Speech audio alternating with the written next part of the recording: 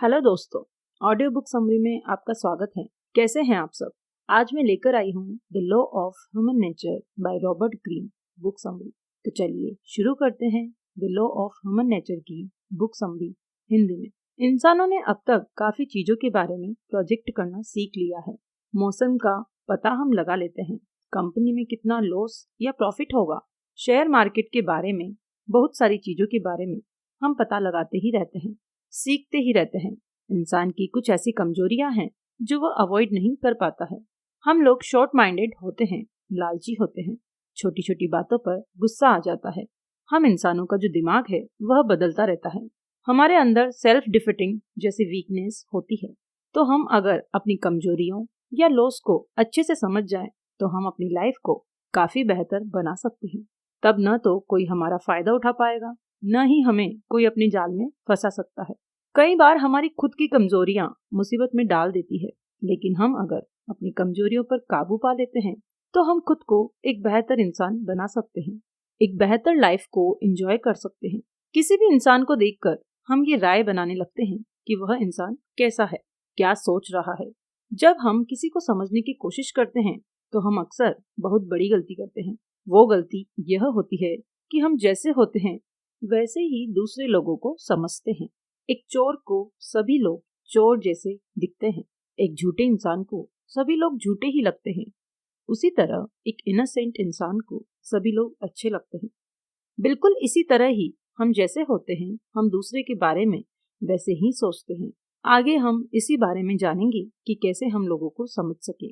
इसको समझने के लिए हम रॉबर्ट ग्रीन की लिखी हुई लॉ ऑफ ह्यूमन नेचर की मदद लेंगे। इस बुक में 18 लॉज बताए गए हैं। इन लॉ को जानकर आप किसी भी इंसान के बारे में बहुत अच्छे से जान सकते हो, उनके इमोशनल बिहेवियर को बहुत अच्छे से पढ़ सकते हो। यह सभी लॉ एक इंसान के मेंटल, इमोशनल, उनकी लाइफ के ऊपर बनाए गए हैं। डिप्रेशन, हैप्पीनेस, डर, गुस्सा, जलन, हम सभी ह्यूमंस का एक डार्क साइड होता है। यह चीजें ही हमें अंदर से बुरा बनाती है। इन चीजों की वजह से हम अक्सर अच्छे इंसान नहीं बन पाते। हम अक्सर अपने इमोशंस पर काबू नहीं रख पाते, जिसकी वजह से हम अक्सर फेल और सैड रहते हैं। इसलिए ऑथर ने अपने इमोशंस को जीतने के लिए हमें फर्स्ट लॉ बताया है, लॉ ऑफ इरेशनलिटी। हम में से ज्यादातर लोग लॉजिकल डिसीजन नहीं लेते हैं। हम सामान्यतया इरेशनल डिसीजन लेते हैं।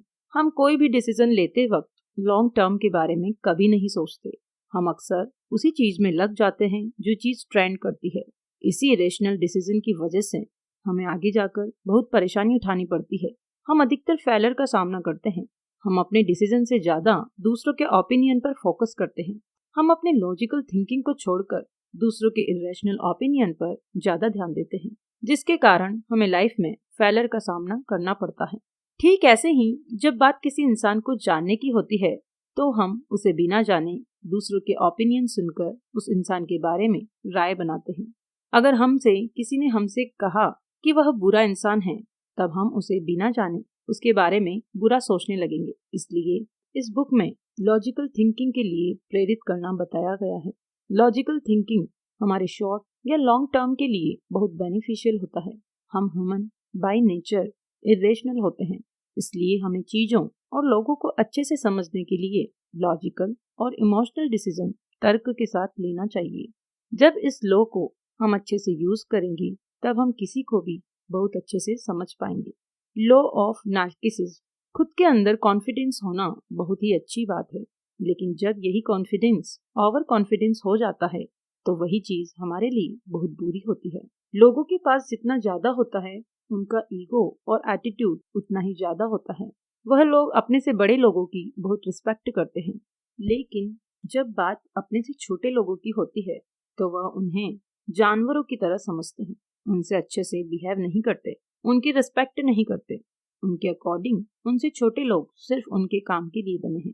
यह बात सच भी है। हम में से ज्यादातर लोग ऐसे होते हैं कि वो अपने से छोटे लोगों का रिस्पेक्ट नहीं करते। उदाहरण के लिए, अगर आप अपने क्लास के एक स्मार्ट बच्चे हैं तो आपसे केवल उन्हीं से दोस्ती करोगे, उनके साथ ही रहना पसंद करोगे जो आप जैसे स्मार्ट होंगे। आप एक वीक बच्चे के साथ कभी अपना टाइम स्पेंड नहीं करोगे। आप उस वीक बच्चे को एक लो ग्रेड स्टूडेंट समझोगे, उसकी रिस्पेक्ट नहीं करोगे। यही होता है नार्सिसिज्म, लोगों को अपना गुलाम समझना। हमें इसको बदलने के लिए अपने अंदर 4 चीजें बिल्ड करनी होगी।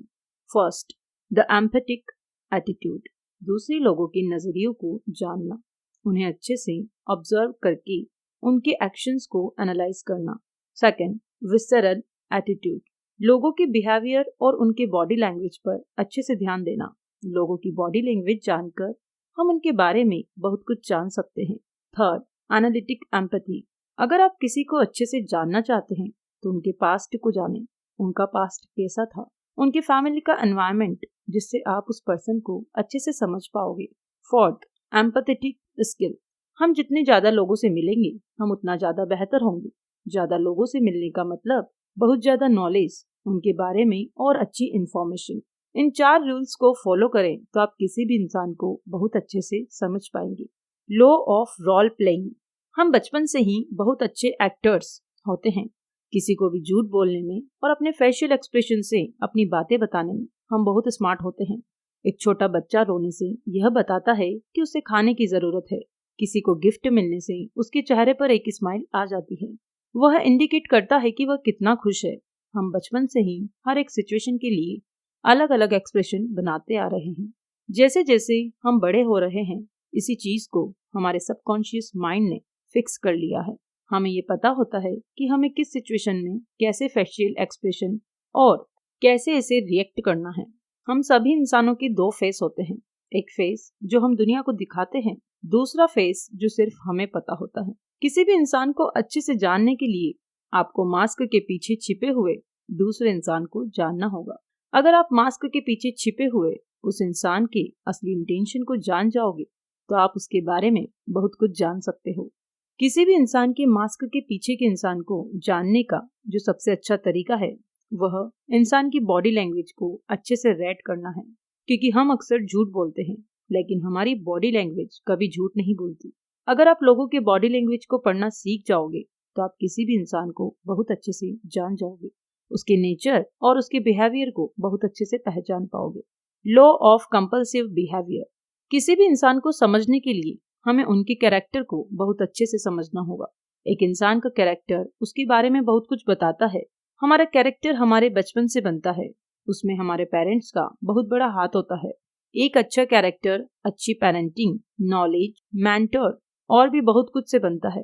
हम जितना ज्यादा सीखेंगे हमारे लिए वह उतना ही अच्छा होगा। किसी से भी मिलकर हम उनके बिहेवियर को देखकर उनके बारे में बहुत कुछ बता सकते हैं। एक अच्छा और मैच्योर बिहेवियर एक इंसान को दूसरे से अलग बनाता है, उसे एक अच्छा इंसान बनाता है। लोगों के अच्छे बुरे इमेज के बजाय उनके कैरेक्टर को देखना चाहिए। हम अक्सर वही करते हैं जो हमारे कैरेक्टर में होता है। एक झूठ बोलने वाला इंसान अक्सर झूठ बोलेगा क्योंकि झूठ बोलना उसके कैरेक्टर में होता है। ठीक वैसे ही आपको दूसरों को समझने के लिए उनके कैरेक्टर को अच्छे से जानना होगा। उनके एक्शन उनके कैरेक्टर के बारे में बहुत कुछ बताएंगे, इसलिए आप उनके कैरेक्टर को जानिए। लॉ ऑफ कॉवेटसनेस, हम सभी के अपने अपने डिजायर्स होते हैं। कुछ लोगों के डिजायर होते हैं नई चीजों को सीखना, कई लोगों के डिजायर होते हैं नई चीजें ढूंढना, कुछ लोगों को नई चीजें करना बहुत पसंद होता है। ठीक वैसे ही हम सभी के अपने अपने डिजायर्स होते हैं। इसीलिए लेखक बताते हैं कि अगर हम लोगों के डिजायर को जानेंगे तो उन्हें और अच्छे से समझ सकते हैं। एक अच्छे इंसान के अच्छे ही डिजायर होंगे जबकि एक बुरे इंसान के बुरे डिजायर होंगे। जब आपको लोगों के बुरे डिजायर के बारे में पता लगे तो आप उनसे दूरी बना लें। यह चीजें आपके लिए बहुत अच्छी होंगी। आज हम अपने आसपास जितनी भी अच्छी और बुरी चीजें देखते हैं वह सब हमारे ही डिजायर की वजह से हैं। माइक्रोसॉफ्ट व एप्पल जैसी कंपनी भी किसी का डिजायर था, इसी वजह से वह आज बन पाई है। एक आतंकवादी संगठन भी किसी पर्सन का डिजायर था जो आज एक आतंकवादी समूह बन पाया। इसलिए आप गौर करें कि लोगों की क्या डिजायर्स है, इससे आप उनके बारे में बहुत अच्छे से जान पाओगे।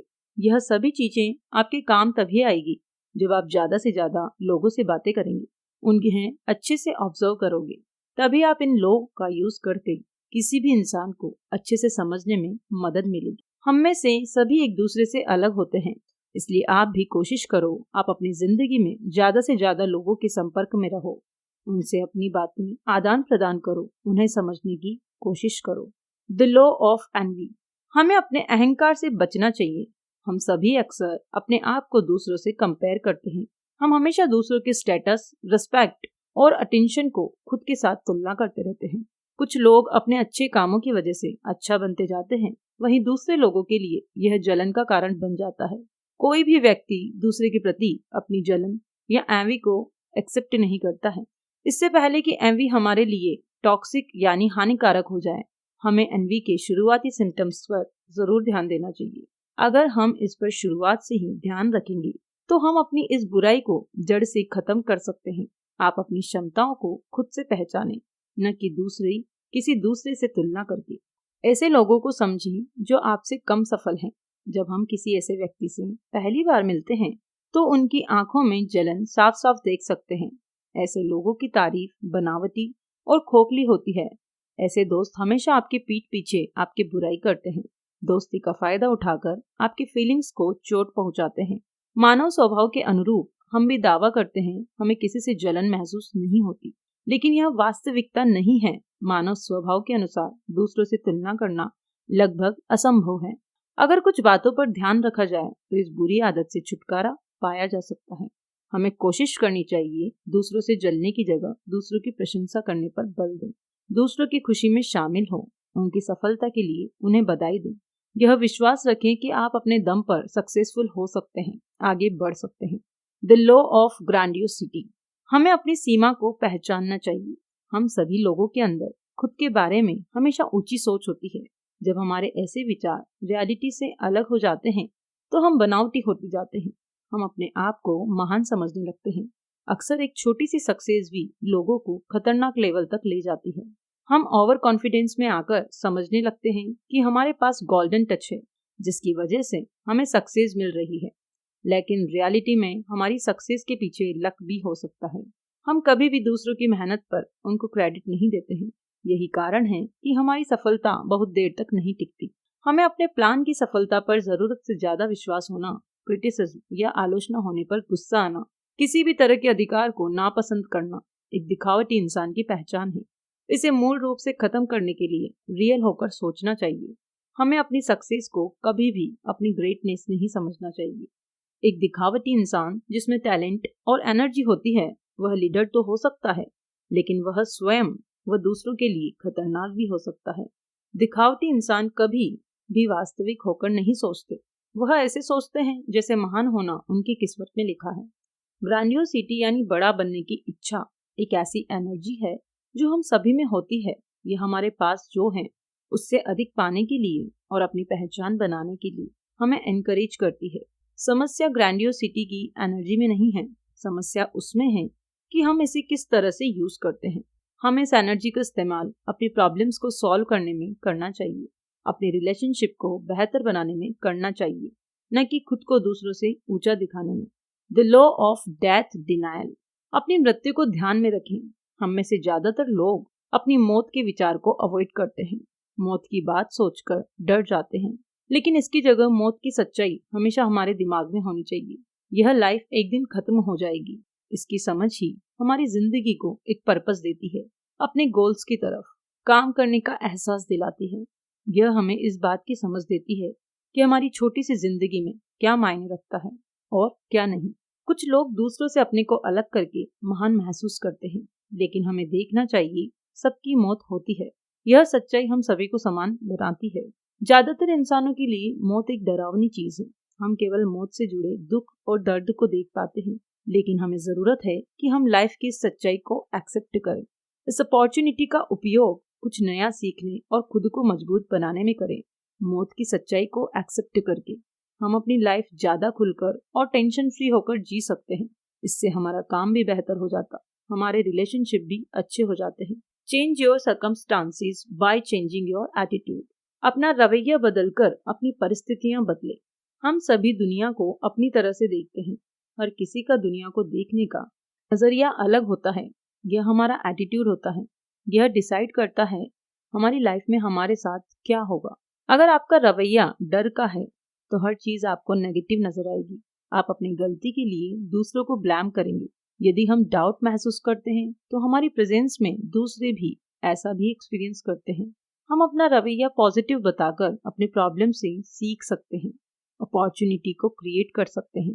हमें अपने विल पावर की लिमिट को जानना चाहिए, देखना चाहिए कि वह हमें कितना दूर ले जाती है। हम अक्सर अपने बचपन की बुरी घटनाओं और डर को जीवन भर साथ लेकर चलते हैं। इसी के चलते हम एक नेगेटिव एटीट्यूड बना लेते हैं। हम सभी को यह राय बनाना पसंद होता है कि हम दुनिया की सभी सच्चाइयों को भली भांति जानते हैं। अन्य लोगों की तरह ही हम भी दुनिया को देखते हैं, लेकिन सच्चाई इसके उलट होती है। किन्हीं भी दो व्यक्ति का नजरिया एक नहीं हो सकता। किन्हीं भी दो व्यक्ति का नजरिया एक नेता नहीं हो सकता। कार्ल जंग का मानना है कि हमारा एटीट्यूड ही हमारे ब्रेन के काम करने और रिएक्ट करने की क्षमता होती है। नेगेटिव एटीट्यूड वाले लोग बचपन से ही दुनिया को नेगेटिवली देखते हैं। उन्हें लगता है कि कोई भी उनसे प्यार नहीं करता, वह सिर्फ क्रिटिसिज्म और धोखे की उम्मीद करते हैं। अपने खुद के नजरिए को बड़ा करें, लोगों के बिहेवियर के पीछे के कारणों को जानने की कोशिश करें, खुद के जीवन का एक पर्पस बनाएं, उसे पाने के लिए अपने लिमिटेशन से आगे बढ़ जाएं। इन सभी लॉज का यूज मैं अपनी लाइफ में भी करती हूँ, जिससे मुझे अपनी लाइफ को और अच्छे से जीने का, लोगों को समझने का तरीका पता चल चुका है।